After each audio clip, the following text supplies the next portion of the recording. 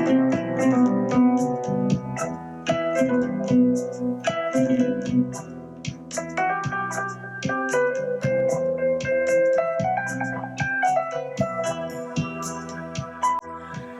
evening and welcome to African Amazing Part 5, Conflict in the Palace. Malik Ambar was determined not to be dragged through the mud under the auspices of slander.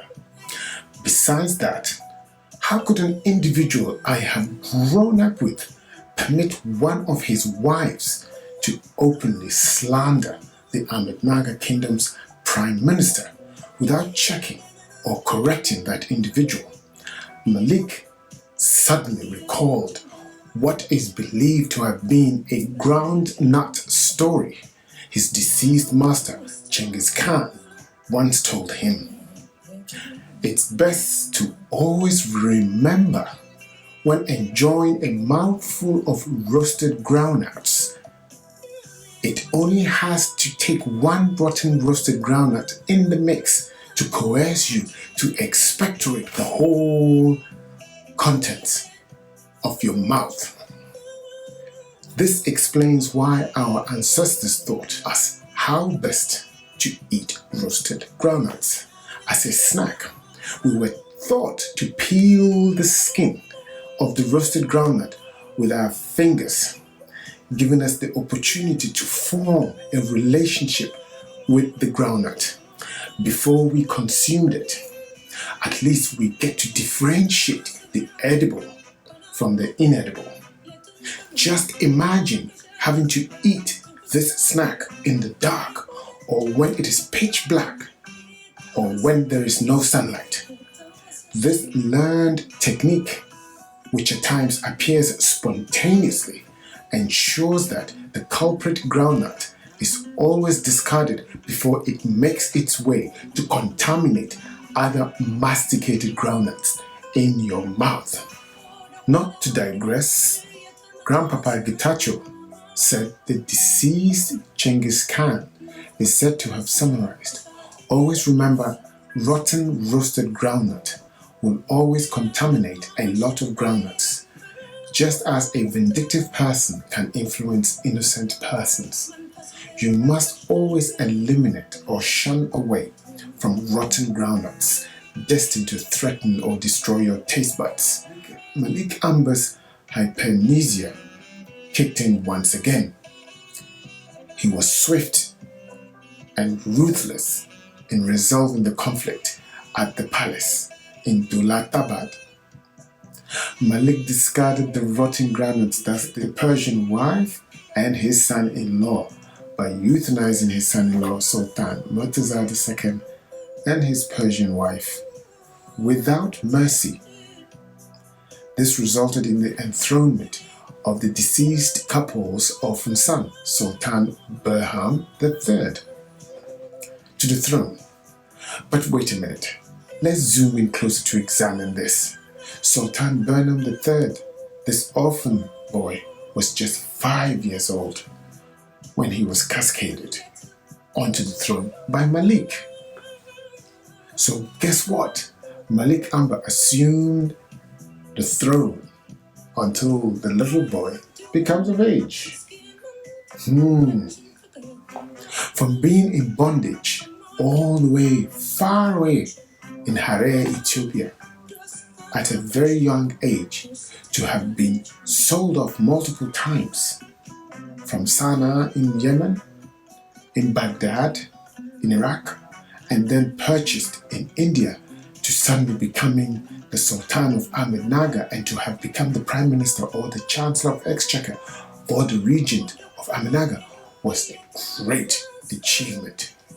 Malik Ambar had not only survived the casualties of the slave trade, but also thrived successfully, all thanks to Chengiz Khan's wife or widow, who released him from servitude. We all salute and thank her. Malik Ambar had two sons, Fatah Khan and Chengiz Khan II.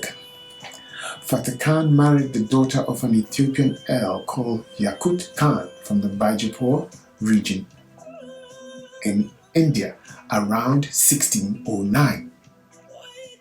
Malik Ambar is said to have had 3 daughters: Shahir Banu, who married the Sultan Murtaza Nizam Shah II, and Azija Banu, who is said to have married an earl called Sadi Abdullah, but it seems not much is talked about the 3rd daughter, except it is believed she married a Circassian commander of the Ahmednagar army called Mukarrab Khan, who is said to have become a general under the Mughal emperor. It is believed Malik Ambar died on 11th May 1626, aged 80. His wife Bibi Karima was a descendant of the Sidi or Habshi, whose lineage goes back to the Bantu tribe in the East African region.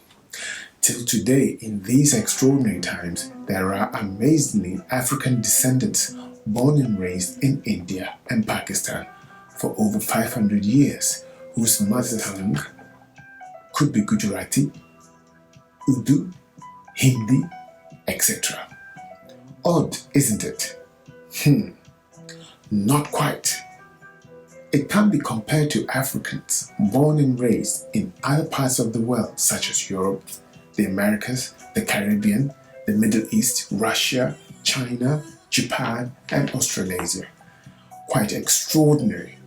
Mother Africa yearns for the day when all her children, grandchildren, and great-grandchildren would have the opportunity to learn 1, 2, or 3 languages synonymous to Africa, enabling them to link up or communicate effortlessly, regardless of where her children, grandchildren, and great-grandchildren are born and raised.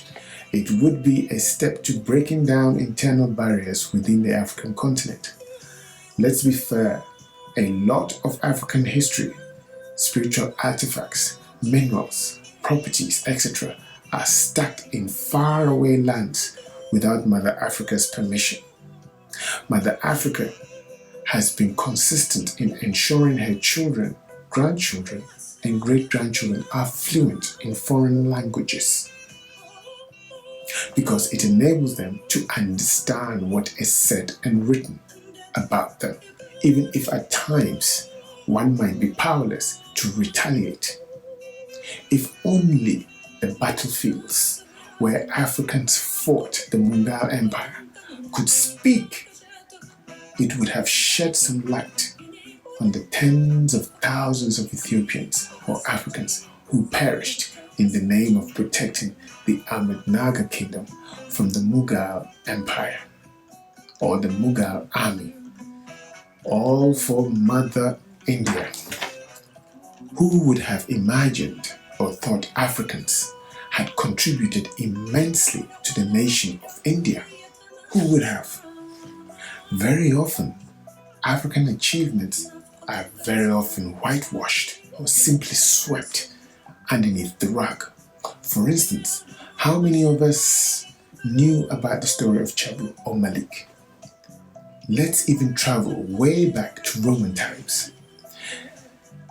Septimius Severus was born in now modern-day Libya in the year 145, and Grandpapa Getachew says he was the first black or African Roman emperor. Severus's reign is said to have kicked off after Marcus Aurelius. He was recognized for being a no-nonsense ruler. He was a ruthless military leader, just as Chapu, but funnily enough, not much is openly discussed or written about him. Instead, the likes of emperors such as Julius Caesar